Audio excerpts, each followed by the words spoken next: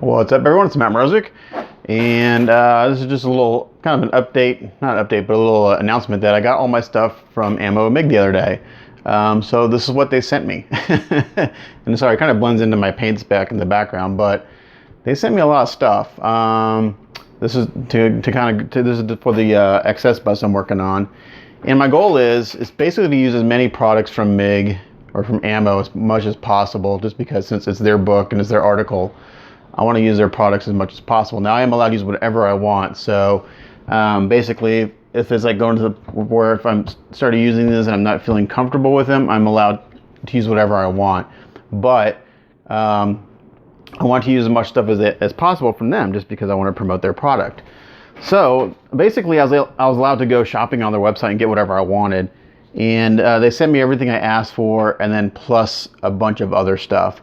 So I'll just go through this relatively quickly. They sent me their first book, The Combat Painting Mechs, and I actually have this book already.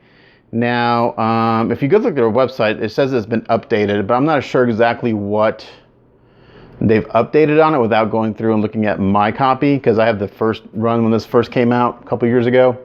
And it's an excellent book. It's really great for not just only Gundam, but mechs in general, on weathering and painting and stuff. And you can see here that this is not really, but this is one of Z. Lucas paint ups, I believe, and he's using actually really nothing from MIG except for the rust effects. But yeah, they allow you to use whatever materials you want. It's a great Sazabi busted up. So my initial thought was I was going to just do a clean build of the bus, but they sent me so many weathering products, I'd feel really bad if I didn't use them. So I'm leaning towards doing a weathered bus, just because they sent me so many weathering materials, and I didn't ask for anything weathering wise because I hadn't planned on doing any weathering. So let's go through what I asked for and what they sent me. So so first of all, what I asked for is kind of towards the back, but things like I did not ask for was I didn't ask for this weathering set, the spaceship weathering set, and this includes 3 items: starship wash, starship streaking, and metal slag. So those are some of their liquid effects, enamel effects. This one I did not ask for, which was the chipping set for mechs. This includes the chipping solution, scratch effects, and engine grime. So right there you get one color, you get the chipping solution and the engine grime wash. What else did I not ask for? I didn't. Here's a weathering set for mechs. Everything's gonna fall over. Again, this is something I didn't ask for, but they sent it. This comes with filter brown for white, streaking grime for dark, or it says for DAC. I'm not sure what that means. Dark earth. So you get a pigment. You get a I'm gonna open this up. A streaking effect and a filter. Let's see. The primers they sent me, and I didn't ask for those, so I'm going to give now all this stuff I'm going to have to do some experimenting with before I start putting it on a model, because again, I'm not familiar with their products. And my contact, he's like he sent me some YouTube videos like, here, watch these before you start to spray these products, because they're different. They spray differently than what you're used to. So I've been watching some YouTube videos just to kind of get a feel for it. I'm going to break out the plastic spoons, and I'll spend a day just experimenting with how these things spray and how to get the best effects, because I do want to use their products as much as possible. One of the things I may deviate from is their primer, just because I'm so used to the Mr. Surfacer. That's kind of what the casting on this kit is extremely good, so I had not planned on using like my typical Krylon and all that stuff. I was just going to go straight to the Mr. Surfacer because the casting is very good and I don't need any filling power. I just need basically something for paint to stick to.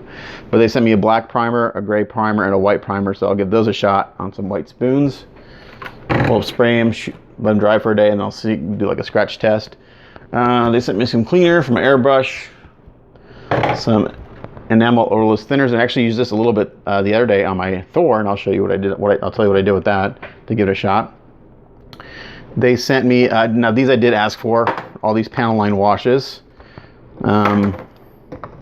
So I got a blue gray, a black night, a gray, a sky gray, a deep gray, and gray for black. So I did ask for the panel line washes because My goal was to use a different colored panel line wash on each color.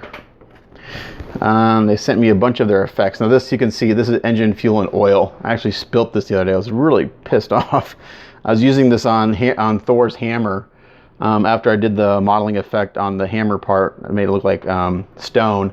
I did a wash of the engine, fuel, and oil to bring out the details and just to warm it up a little bit, and it worked really well, but I spilt this and I'm really pissed. But I think I get another bottle in one of their sets. So I may have duplicates of some things because I ordered some sets. And you know, the sets are basically just colors that they put together that are suggested for that subject matter. So all their effects I got earth, fresh mud, engine grime, streaking, rust streaking, streaking grime, engine fuel and oil, which I told you about, and light dust. And these are all liquids. So these are like I'll get out, you know, just filters and stuff you can use for different effects. I did ask for some All-Clads because they do now carry All-Clads. They sent me aluminum, dark aluminum, polished aluminum, and chrome for plastic. And they sent me the black base primer. Now, in the past, I've tried using the All-Clad black base primer, and it has never ever dried for me once. When I was trying to use it initially, I'd called All-Clad, like, man, this stuff doesn't dry. I've had it sitting for 4 days and it doesn't dry. It's always tacky. So we'll give this a shot and see how it works. I mean, it's to the point where they were sending me, you know, replacement bottles and giving me all sorts of tips, but for whatever reason, it never dried for me. So maybe it was my spraying environment in the garage is too humid. So I actually asked for a few more All-Clad colors, but that's all they gave me. Because I love All-Clad.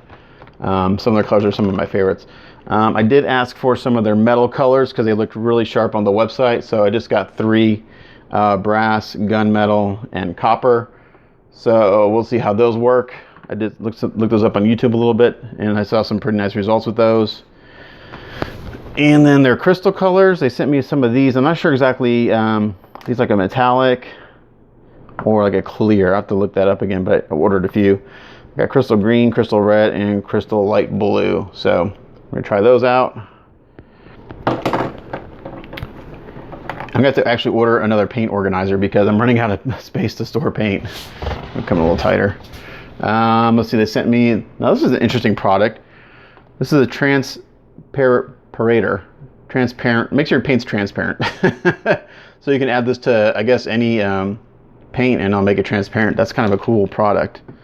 I'm assuming it's not a thinner, but an extender. Now, there's a difference between a thinner and an extender.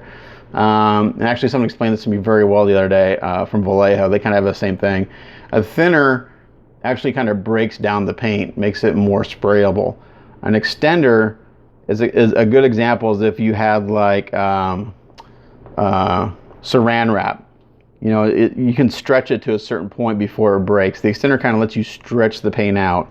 So I'm assuming that's kind of what that is. Stretches the paint out and pigments without breaking it down, making it thin. They sent me some thinner. They sent me some pigments, which I did not ask for. I got the Fixer, Europe Earth, Light Dust, Gunmetal, and Rubble. So I think we're gonna do a dirty bust here. We'll see what it looks like. It could look like complete crap when I'm done. Who knows? And there's some normal paints. They're matte black. And they sent me one of each of their varnish: satin, matte, and gloss. Now, every time I've seen an acrylic gloss varnish, it's not really gloss. It comes out really orange peely, so I'll give this a shot, but I'm guessing I probably won't use this because I've never seen a true gloss from an acrylic. I've always seen kind of it almost looks, I can't describe it. It's never smooth. Some matte white. They even sent me some glue, which I didn't ask for, which is kind of nice. Some CA. This is slow dry, so I'm not sure it's like a thick or it just says slow dry. But it looks to be kind of thin, between medium and thin. I can't think of the word. Viscosity. There it is. I can spit it out. And they sent me the Mechs and Robots color set, which actually I already have one of these.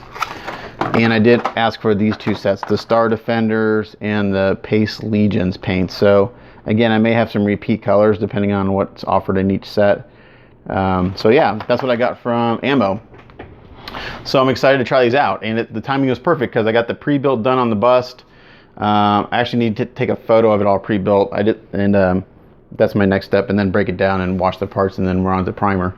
So yeah, that's a little update on what I got from Ammo for the bust kit, and there it is. So stay tuned for the next video on the bust. It'll probably be me spraying some primer. But as always, thanks for watching. It's Matt Mrozik. Catch you guys later.